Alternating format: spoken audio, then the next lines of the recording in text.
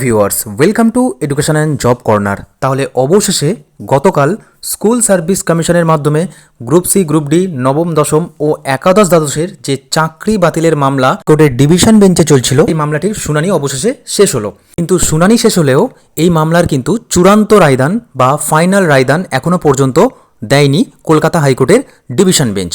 তার মানে মামলার রায়দান এখনও স্থগিত রয়েছে এবং এই ফাইনাল রায়দানের জন্য চাকরি প্রাপক এবং চাকরি প্রার্থীরা তাকিয়ে আছে।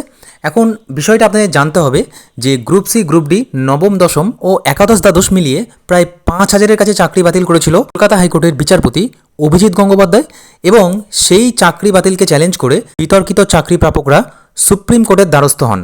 সুপ্রিম কোর্টে এই মামলার শুনানি বেশ কিছু মাস চলে এবং তারপরে বিচারপতি অনিরুদ্ধ বসু এবং বিচারপতি বেলা এম ত্রিবেদীর বেঞ্চ হাইকোর্টে পাঠিয়ে দেয় এবং হাইকোর্টকে স্পেশাল ডিভিশন বেঞ্চ গঠন করে এই মামলার কিন্তু শুনানি চালাতে বলে বা চূড়ান্ত রায়দান করার জন্য নির্দেশ দেয়। এবং তারপরেই কিন্তু বিচারপতি দেবাংশু বসাকের ডিভিশন বেঞ্চ গত 5ই ডিসেম্বর থেকে প্রায় 3.5 মাস ম্যারাথন শুনানি চালায় এবং সেই শুনানিতে একের পর এক তথ্য উঠে আসে। কখনো স্কুল সার্ভিস কমিশন যথাযথ উত্তর দিতে পারে না, কখনো বিতর্কিত চাকরি প্রাপকদের আইনজীবীর সঙ্গে সওয়াল জবাব চলে। তো এই রকম মিলিয়ে প্রায় 3.5 মাস ধরে এই মামলার শুনানি চলে এবং গতকাল মামলার চূড়ান্ত শুনানি হয়। শুনানির দিন বিচারপতি এবং আইনজীবীদের মধ্যে দীর্ঘ সওয়াল জবাব চলে এবং তারপরেই কিন্তু বিচারপতি দেবাংশু বসাক সবটা দেখে এমনটাই বলেন যে অতিরিক্ত পদ থেকে যদি নিয়োগ হয়ে থাকে সেটাকে কিন্তু সরাসরি বাতিল করতে হবে।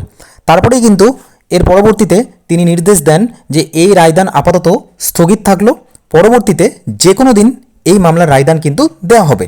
এখানেই এখন দেখার পালা বিচারপতি দেবাংশু বসাক সমস্তটা বিচার বিশ্লেষণ করে কি ফাইনাল রায়দান করেন। ধন্যবাদ।